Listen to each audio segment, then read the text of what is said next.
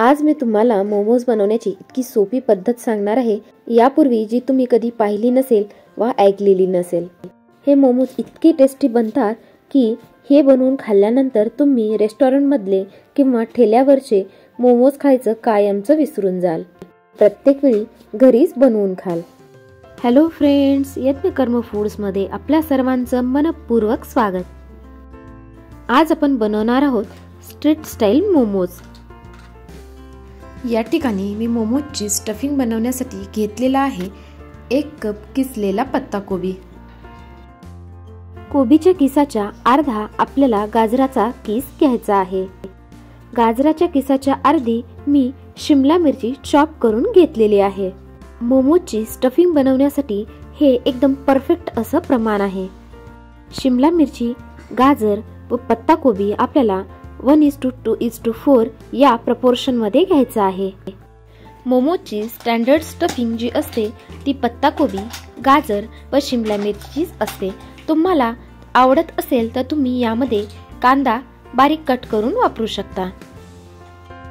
या ठिकाणी मी एक चाळणी घेतलेली आहे।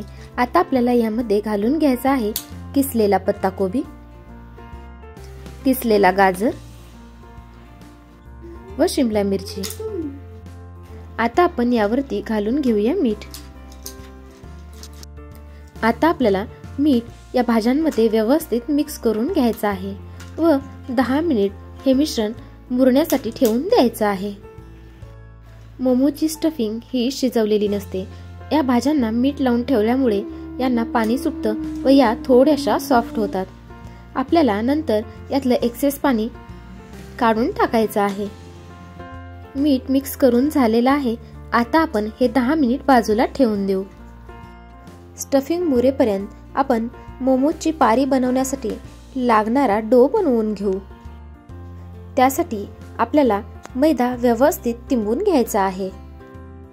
आपली स्टफिंग शिमला मिरची, पत्ताकोबी व गाजर मिळून 1.25 कप झालेली आहे।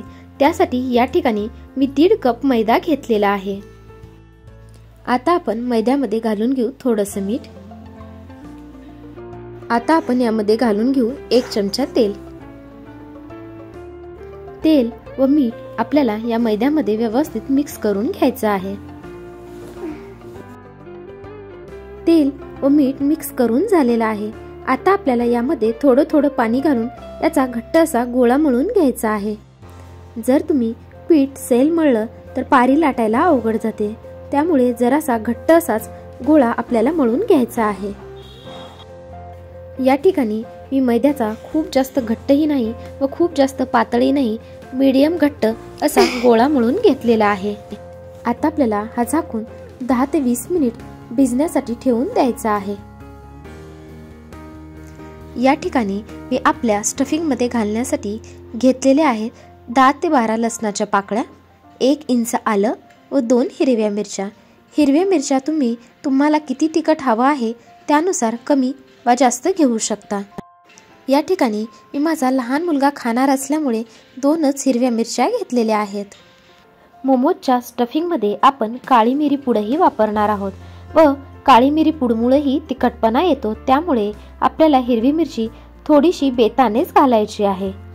मी हिरवी मिरची, आलं व लसणची पेस्ट बनवून ती स्टफिंग मध्ये वापरणार आहे। तुम्ही फाईनली चॉप करूनही वापरू शकता। या ठिकाणी आपली मोमोची स्टफिंग मिठामध्ये 10 मिनिट मुरलेली आहे। मिठामुळे स्टफिंगला पाणी सुटलेलं आहे।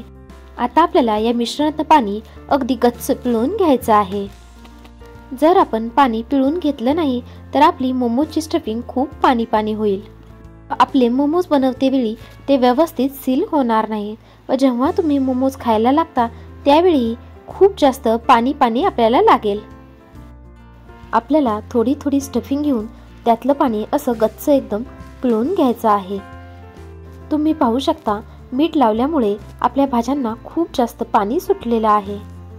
अशा प्रकारे आपल्याला सर्व स्टफिंग मधलं पाणी एकदम गच्च पिळून काढून घ्यायचं आहे।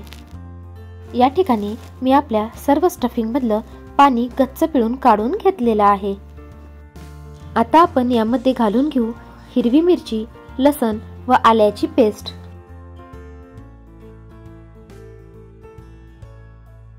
आता आपण यामध्ये घालून घेऊ 1/4 टीस्पून काळी मिरी पूड। आता आपल्याला हे सर्व व्यवस्थित मिक्स करून घ्यायचं आहे। या ठिकाणी आपल्याला मैद्याचा गोळा मळून ठेवून 20 मिनिट झालेला आहे। तो चांगला भिजला गेलेला आहे। मोमोज बनवण्यापूर्वी आपल्याला या पिठाच्या गोळ्याला परत एक वेळा थोडंसं मळून घ्यायचं आहे, जेणेकरून आपलं पीठ एकदम मऊसूद होईल व आपली पारी एकदम पटकन व व्यवस्थित लाटली जाईल। या ठिकाणी तुम्ही पाहू शकता आपल्या मोमोजच्या पारीचं पीठ एकदम मऊसूद असं बनलेलं आहे। आपल्याला एक लाटी घेऊन मोमोजची पारी लाटून घ्यायची आहे। या ठिकाणी आपली मोमोजची पारी लाटून झालेली आहे। आता आपल्याला यावरती स्टफिंग घालून घ्यायचे आहे। आपल्याला मोमोजची पारी शक्य असेल तितकी पातळ लाटून घ्यायची आहे। आपल्याला अशा प्रकारे जोडत मोमोज बनवून घ्यायचे आहेत। कदाचित मी महाराष्ट्रीयन असल्यामुळे खूप वेळेला मोदक बनवून झाल्यामुळे हा मोदकासारखा मोमोजचा आकार बनवायला मला सगळ्यात जास्त सोपं जातं। या ठिकाणी आपला मोमोज बनवून तयार झालेला आहे। या ठिकाणी मी मोमोज बनवून घेतलेला आहे। तुम्हाला मोमोजचा जो कुठला शेप आवडतो त्यानुसार तुम्ही बनवून घेऊ शकता। या ठिकाणी मी सर्व मोमोज बनवून घेतलेले आहेत। आता आपल्याला हे वाफवून घ्यायचे आहेत। या ठिकाणी मी मोमोज स्टीम करून घेण्यासाठी एका कढईमध्ये चाळणी ठेवून घेतलेली आहे व त्याला तेल लावून घेतलेलं आहे। माझ्याकडे स्टीमर नसल्यामुळे मी अशा प्रकारे वाफवून घेत आहे। जर तुमच्याकडे स्टीमर असेल तर तुम्ही त्यामध्ये स्टीम करून घेऊ शकता। मोमोज ठेवून घेण्यापूर्वी आपल्याला चाळणीला तेल लावून घ्यायचं आहे, जेणेकरून आपले मोमोज चाळणीला चिटकणार नाहीत। आता आपण चाळणीवरती मोमोज ठेवून घेऊ। आपल्याला मोमोज थोडा अंतर ठेवून घ्यायचे आहेत। जर तुम्ही मोमोज खूप जास्त चिटकून ठेवले, जेव्हा तुम्ही मोमोज स्टीम झाल्यानंतर काढायला लागाल त्यावेळी ते तुटू शकतात। त्यामुळे आपल्याला मोमोज एकमेकांना चिटकणार नाहीत अशा रीतीने ठेवून घ्यायचे आहेत। या ठिकाणी मी कढईमध्ये जितके बसतील तितके मोमोज ठेवून घेतलेले आहेत। आता मी यावरती झाकण ठेवून 10 मिनिट वाफवून घेणार आहे। मीडियम गॅसवरती 10 मिनिटांमध्ये आपले मोमोज व्यवस्थित वाफले जातात। जर तुम्ही खूप जास्त मोमोज वाफवले तर ते जास्त चिवट होतील। या ठिकाणी मी आपले मोमोज 10 मिनिट स्टीम करून घेतलेले आहेत। तुम्ही पाहू शकतात आपले मोमोज व्यवस्थित शिजले गेलेले आहेत। मोमोज छान ट्रान्सपरंट दिसायला लागलेले आहे की समजून जायचं की आपले मोमोज व्यवस्थित शिजले गेलेले आहेत। मोमोज थोडेसे थंड झाले की आपण हे प्लेटमध्ये काढून घेऊ। मोमोज खूप जास्त गरम असते वेळी ते काढण्याचा प्रयत्न केला तर ते चाळणीला चिटकू शकतात। त्यामुळे मोमोज थंड झाल्यानंतरच काढून घ्यायचे आहेत। या ठिकाणी आपले एकदम परफेक्ट स्ट्रीट स्टाईल मोमोज बनून तयार झालेले आहेत। या ठिकाणी मी 3 वेगवेगळ्या शेप्स मध्ये मोमोज बनवलेले आहेत। तुम्हाला जो कुठला शेप जास्त आवडतो त्यानुसार तुम्ही मोमोज बनवून घेऊ शकता। तुम्हाला ही रेसिपी कशी वाटली हे कमेंट मध्ये नक्की कळवा। आणि जर तुम्हाला ही रेसिपी आवडली असेल तर चॅनलला लाईक करा, शेअर करा आणि सबस्क्राइब करा। धन्यवाद। पुन्हा भेटू अशाच नवनवीन रेसिपी सोबत। तोपर्यंत बाय बाय।